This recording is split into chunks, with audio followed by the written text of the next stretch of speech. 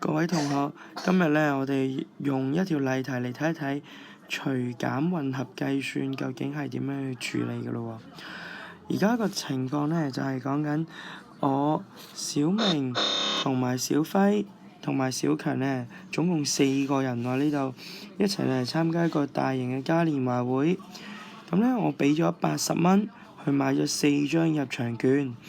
咁後尾小明咧梗係要俾翻錢我啦，佢俾咗100蚊我喎。咁究竟我應該找翻佢幾多錢呢？咁我哋咧會見到列式嘅時候咧會列咗100減80除以4。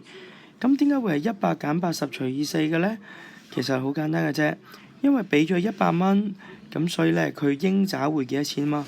咁即係100蚊係大嘅數啦，而80除以4就係講緊每一張飛究竟係幾多錢，因為先頭講緊80蚊買咗4張飛啊嘛。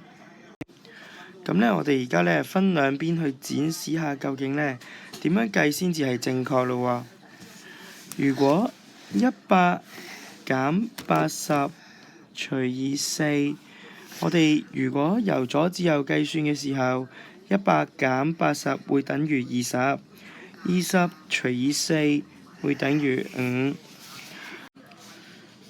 喺另一邊，我哋咧如果仲記得喺計算除減混合嘅時候，我哋要先計算除法嘅話咧，我哋會保留翻100唔計，然後咧先計算80除以4，咁結果係等於20。